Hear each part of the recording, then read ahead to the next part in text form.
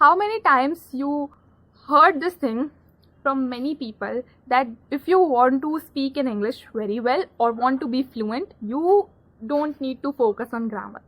You know what? I have heard this thing many times from many celebrities, from many native speakers. They often say that grammar is important.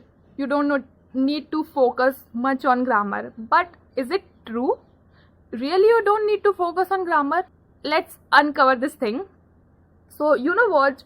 I have watched lots of podcasts, and when people ask from celebrity that how you became fluent in English, so they have this patent dialogue that they didn't focus much on grammar, but still they are very fluent.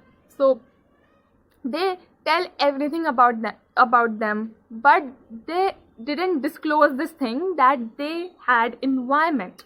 You know, if you want to learn English without focusing too much on grammar, so you need to have environment.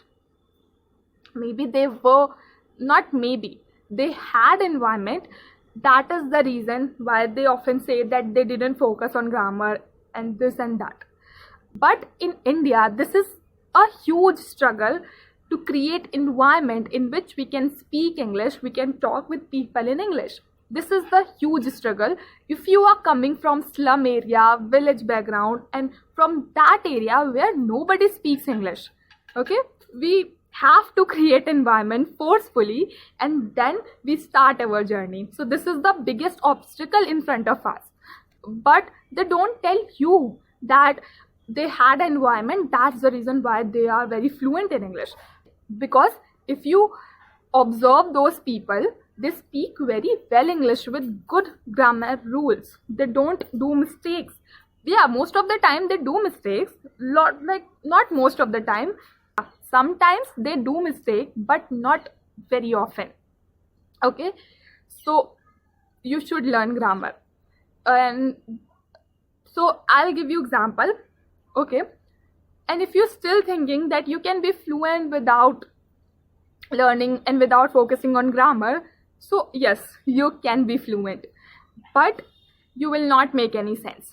You know what? Let's suppose I'll give you example. If I want to tell you about my past, if I want to share something with you about my past, so how would I share? Okay, maybe while sharing with you, I would use did and any past verb as we use when we describe about our past incidents and all. So if I would use will instead of did and any past verb, would you able to understand what I want to share with you? Would you? No, you wouldn't. That is why I am telling you that grammar is important. Because without grammar, you will not make any sense, and you will not make other person understand that what you really want to tell from that person. I'm not telling that you have to be very good in grammar, because I'm also not. I also did lots of mistakes while speaking in this video. So how could I tell you? And I'll also do lots of mistakes, okay? So how could I tell you that you have to learn every grammatical rule and all? No, you don't need to learn. But at least focus on the basic grammar, what you use in a daily language. You know what? I have observed very stupid things in me and in lots of speakers, in lots of not speakers who started their journey of English speaking. This, I can't say this is stupid, but this thing doesn't make any sense. So how they learn grammar? So they mug up a structure. There is a structure in which structure they put subject, helping verb, then object. If you are beginner, so it's okay to follow this structure for learning English or learning grammar. But if you are not beginner, you have been learning English since a very long time, so this structure will not gonna helpful for you in long term, because you will not be fluent by applying this structure. How can you be? Think about it. You cannot be fluent by learning this structure, and lots of people get stuck in this structure, and that is why they are not fluent. Let's understand this thing, that how you can learn grammar or understand grammar naturally. Okay, so let's understand where we get stuck most of the time. Okay, so if you take my opinion, so I most of the time I get stuck when I use helping verbs. Okay, let's take the example of any helping verb. Let's take the example of would have. So this is the most common helping verb where we get stuck.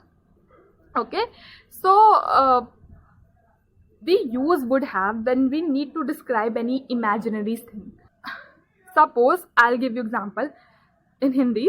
So जब हमें कहना होता है कि मैं ऐसा कोई काम कर लेता अगर मेरे पास ऐसा कुछ होता, हमें इमेजिनरी कंडीशन बतानी होती है, इमेजिनरी सिचुएशन बतानी होती है कि मेरे पास वो होता अगर मेरे पास ये होता. Suppose I want to tell you that मैं उस यूनिवर्सिटी में एडमिशन ले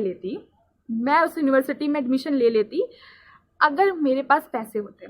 I would have taken admission in that university if I had money. Okay, so like we often use this would have helping verb when we need to say somebody that मैं ऐसा करती अगर मेरे पास ऐसा होता, for imaginary things. Okay, then we use would have.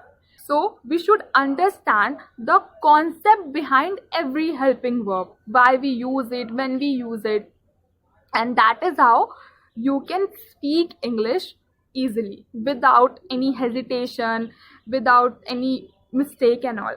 But ultimately you have to practice also.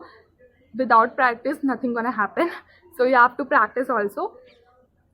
You know what, I have heard many times people give example of Hindi or any native language, that how you learn your native language by listening. So you can also learn English by listening without focusing on grammar, because you didn't focus on grammar when you were learning Hindi in your childhood. So because I didn't and you didn't focus on grammar, because we were getting environment, and we have been getting environment since our childhood, Hindi environment. Okay, but we are not getting environment of English or any other language, whatever you want to learn. So for learning any language you have to start from grammar, at least basic grammar. So don't just get stuck in that foolish thing, in this foolish term that for learning English you don't need to learn grammar, because I want to say you here that for learning English you don't need to stuck in grammar only, you have to do speaking as well. Okay, you have to do lots of things, but speaking is the main portion for being fluent in English. So I hope you got some value from this video. We will meet in the next video. Till then, take care. And you have any question regarding this and you want me to make video on any particular topic, please comment below. I'll definitely make video. Till then, take care. Bye bye.